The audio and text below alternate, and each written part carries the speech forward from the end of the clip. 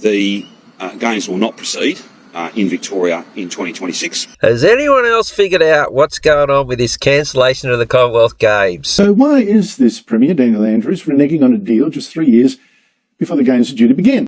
Well, tell us, Andrew, from trusted Sky News. Well, it's actually quite simple. One, he's run out of money. Oh, Victoria can't borrow any more money? Can't go into more crippling debt? Was it a debt ceiling? Is that what they're doing now? I find that very hard to believe. Two, he's hopeless with budgets. Whether it's incompetent or not, the intention is for the budget to be hopeless, Andrew. And three, he's a megalomaniac. Look at how serious he is. He's a good actor, this guy. Most of them are now. But a lot of these guys have been in these seats for quite some time. And they've really, bedded down the skill of looking at the camera and saying absolute bullshit nonsense. Now, he's just thrown in megalomaniac. That's for the emotional side to get us all, yeah, he is a megalomaniac. Remember during COVID? Remember how he disappeared for about 6 months? Sorting him out. And he came back with a vengeance. That's why he's still there now. That's why he's running this one. But basically saying, the money one's their main one. Now, that's what Dan Andrews says. But that's just bullshit. I think some people have probably figured it out already. Maybe some people haven't. So those who haven't, you listen up and you listen good. After this voice referendum is stolen, Australia will not be a Commonwealth country in 2026. What do you think no other state is going to take it on? Because of the cost blowout? What, every single state is in the same position as Victoria after 3 years and $1 trillion. No one can come up with, they say 6 or 7, the estimate's about 2.5 billion. They can't come up with that to host the Games. It's not about the money. They won't be able to host the Commonwealth Games because we won't be in the Commonwealth. People think, well, how can that happen after the voice? It looks so innocent. Here's the fact sheet. This is the entire fact sheet, by the way. I downloaded the PDF. I was expecting about 10 pages. It's just this graphic. It's got there with all the little fancy diagrams around it. Voice gives independent advice on matters to both the Parliament and to the Executive. Well, shouldn't they just advise the Parliament and then the Parliament will then run the Executive? Well, apparently they give it up a bit here, although they're lying with the word advice. They're going to have control over the Executive, and I'll get to that in a second. But no, they're going to deal direct with government departments. They're going straight in. Here's what you're doing. Is that advice? Well, we're calling it advice, but you've got to do it. So it's not advice. It's not even a recommendation, by the way. It'll be a directive. Some people might be asking, and quite reasonably, come on, man, what are you saying? His voice is going to have the same weight as the Parliament, the same ability to control government departments as what the Parliament and the government does through law? That's exactly what I'm saying. And it's evident. I've got a much longer video coming out on all of the build-up to the voice, but even in the simple wording of the question and the amendments and where they're placed in the Constitution gives it up. One of the No campaigns, I've got it saved somewhere, they say, look, we want to recognise them as First Peoples, but we don't want the voice. No, recognising them as the First Peoples, that's the most dangerous part. That sets up all the power for the voice to then act. And actually quite a few other people use this Bovier's Law Dictionary, the 1856 edition. It's on 1215.org. That's the date of the Magna Carta. Great website. And look up the definition of recognition. So it's under contracts in law, so acknowledgement that something which has been done by one man over another has been done by the authority of the latter. So you're giving the authority to them if a yes vote comes up or it's stolen. So that recognition may be express or implied. Now, express is a signed contract. Implied is the way democracies work. We vote them in, and then they've got our implied consent because there's no contract there, but they do it with our authority, supposedly. So the next sentence puts implied recognition in perspective as one who subscribes policies in the name of another, and upon a loss happening, the latter pays the amount. So can they subscribe a policy of us not being in the Commonwealth anymore? Well, let's have a look at the construction of the amendment to the proposed amendment. Well, it looks like it's going to be stolen, but let's call it proposed at this stage in the Constitution. So we look at where the Parliament sits in the Constitution. It has its own chapter. And legislative powers of the government. Recognition appears only in relation to the states only, but twice. But here it is in section 51 under Part 5, Powers of the Parliament. And it's 25 there, the recognition throughout the Commonwealth of the judicial proceedings of the states. And there's 4 levels of hierarchy of importance, of prioritisation before you get to the recognition of the states. Now, if you place this is the amendments as written, this is what proposed amendments to the Constitution, the wording of it. Now, if you placed it here under section 51, and it'd be number 40 by this stage, in recognition of Aboriginal, they would be number 4. They would have the equivalent in the Constitution weight as the states, the equivalent recognition, authority, the power of the state. That's if it was here. It should be less than here. And they're making out like, oh, it's only giving advice. Advice is what they do. The power with which what they say is done, that's where this is determined. It says in part 2 there, they may make representations or they may not. That's not, it's the power they have. But it doesn't sit there. It sits at number 1. It has its own chapter, equivalent to the Parliament. It's this thing that Malcolm Turnbull said, oh, it's going to be a third chamber in the Parliament. No. And some people said, oh, it's going to be another state or territory, the equivalent of it. They're going to claim land through that. No, this is going to be a jurisdiction equal to the Commonwealth. Oh, they're only going to give advice to the Parliament, which is its equal, but is it equal? Well, no, because it's got here in recognition of Aboriginal peoples as the first peoples of Australia. Now, that's first, not written in all uppercase. That's written as the word first, as in the number 1. Because the people that are alive today, they weren't here first. The oldest person in Australia was here first. That's a new. But what you're doing is you're recognising each of them that are alive today as being the first peoples in the Constitution. So where the Parliament has its own chapter and the Voice has its own chapter, and notice recognition is written straight after the chapter number, so even though it's also written in the section 129 equal to 51, it's written as part of the heading of the chapter. Where there is a dispute, a contradiction between the two, well, which one takes precedence? Well, who are the first peoples? Who's actually mentioned? The people, the first peoples, with whom the Voice is based on, and nobody else. I really want to pay tribute to Romney, Stewart and Rowan for this way of thinking, but they mention the inclusio exclusio maxim in one of their talks, and they state that if something is included in something and nothing else is mentioned, it means that everything else is excluded. So it's not like they've said, well, they're the first peoples. So they're dressing it up as an emotion. Oh, we're just emotionally recognise them as being here first. Then they start to talk about treaties. Now, if it was only emotion, then of course you wouldn't have the treaties and all that are following. No, this is meant to have an actual effect. That prior to this voice, if it goes through, there's no peoples mentioned, so everyone is taken to have the same political status, the same equal highest authority on the land.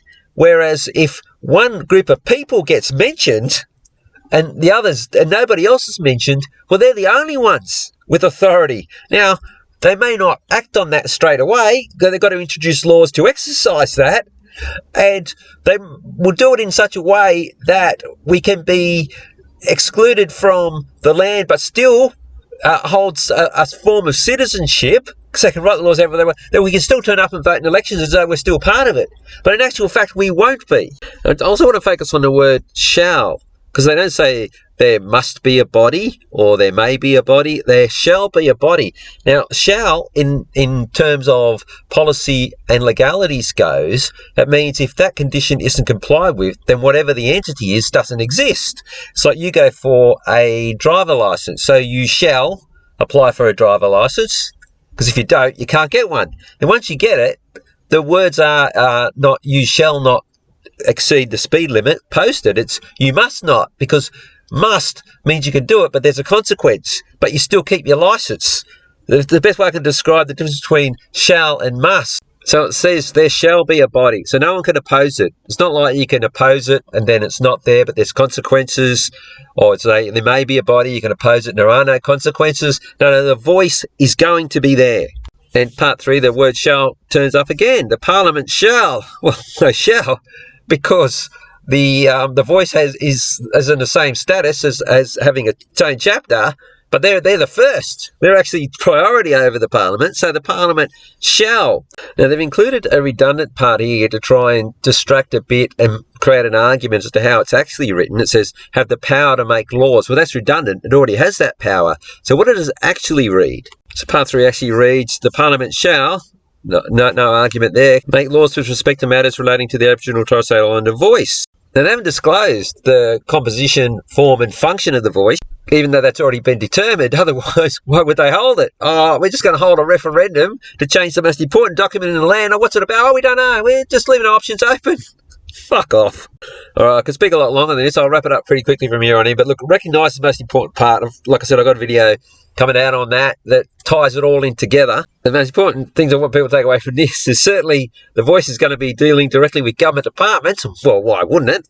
It's got the power. So a minister's sitting in the Parliament and his department comes to him and says, oh, here's what we're doing. Oh, well, thanks for letting me know. Is that from the voice? Yeah, I can't oppose it, can I? No, you can't. Because who you represent, they're not the first peoples. The voice represents the first peoples. So back to this, sort of went on a bit more in detail than what I was planning on, but I'm sort of glad I did. I hope people got something out of what I put up so far.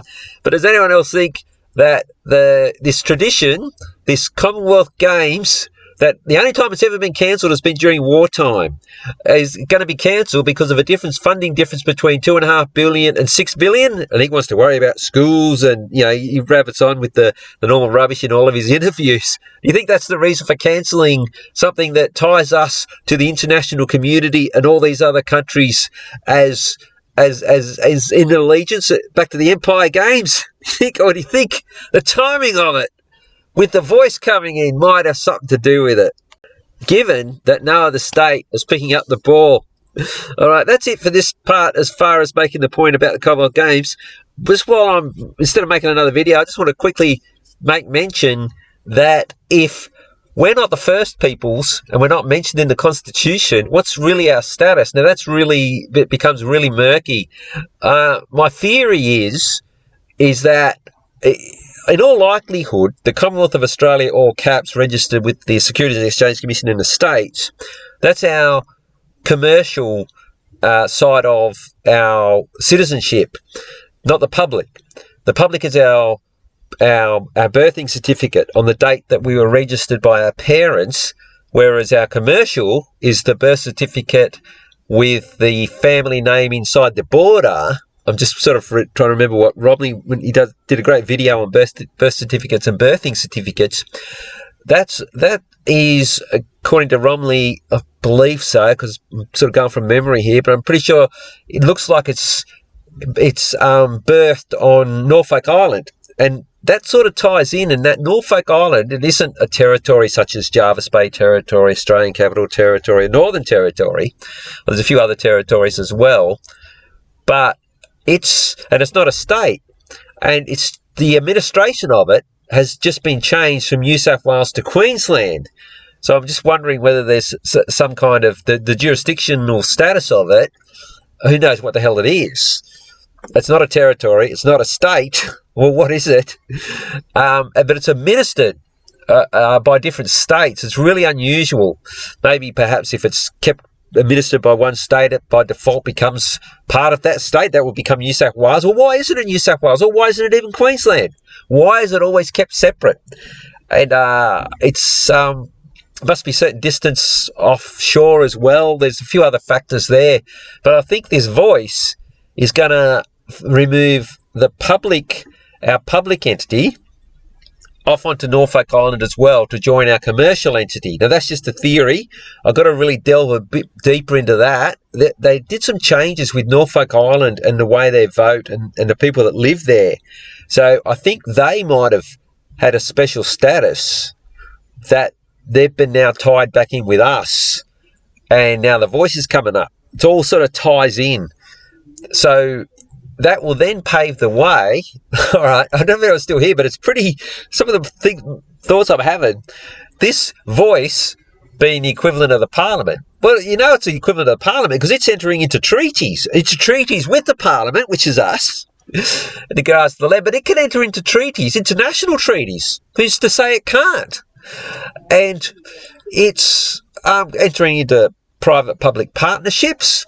So you're going to have us, our commercial and our public entities not of this land anymore will be here essentially as permanent residents, but they'll create a special law that will allow us to vote and appear like we have an input into it, because they don't want to, once that realisation happens. See, all this happened, actually I'll just mention it now, I've got an upcoming video. In 1828, the Australian Courts Act was passed in the British Parliament, and it was on 1828 and a few other dates after West Australia and South Australia. That's when this land, this territory, became, under the doctrine of desert and uncultivated, it became conquered land, our land, legally. Now, the Aborigines are on it equal to us now, but they want to in some ways reverse that. Now, they don't want to reverse our claim to the land, because our claim to the land is under the Constitution. They want to remove us from under the Constitution, so they're back there as this land as being theirs. It's just an administrative way. So rather than reverse the doctrines of terra nullius and desert and uncultivated, they've simply allowed that to remain, but are moving us out of it. Only their genetics, because they specifically say Aboriginal, it's a genius what they're doing, the globalists, because the Aborigines aren't behind it. So, now here's the scariest part. They're now the absolute power on the land now. So they can, and by the way, people say, they're worried that people say, well, once it's been changed, we can't change it back, and you can't, because they're a higher authority than the Parliament. And the Parliament, we got no power to take that out. We don't like this anymore. We don't get mining royalties through the states. We have to pay all this land tax. That's just the minuscule parts of the minutiae of the law. And they're not going to allow it to happen. You got to have the weight of the treaties. They might have treaties with the United States military, or the Aborigines can set up treaties with anybody. Not just, they'll control our military, but if they decide to get out of control, who the hell knows who they're going to treaties with other countries to come in and make sure. But so that's another danger as well. But it's, at the moment though, it's limited to Australians and Torres Strait Islanders, the voice. Who's to say they can't extend the voice to another, say, specific people who identify themselves by their genetics? Say in the Middle East. Could you imagine that? Could you imagine the little country that could, it's got nuclear weapons in the Middle East, the only one, that genetic bloodline that they identify by genetics? Could you imagine if they expanded the voice to include them under some indigenous, we found an artefact up in the Northern Territory, looks like these people are here. Oh, okay then, well, we're going to welcome them. How complete would that be? Oh, look, let's just see if this voice gets up, eh? By the way, even if it does, all we need to do is write up another constitution, keep ours, or just take all the stuff out and then retake it, because we're 97% of the population, again under occupation through desert and uncultivated and terra nullius. That constitution now is gone. Actually, you can't really do that under terra nullius. You'd have to do it under conquering them, because terra nullius assumes that there's no equivalent to the law you want to bring in. So we'd have to do it under desert and uncultivated and just bring our law in, which you can still do. So even if it goes through, it might take maybe 50, 100, whatever years or whatever, we'll get it back. So it's not the end, even if we lose the voice. We still get this land back. Despite what I've said there, it looks like it's pretty complete. We can always get it back. So, if 97% of the population wants something, they can make it happen. All right, that's it for this one.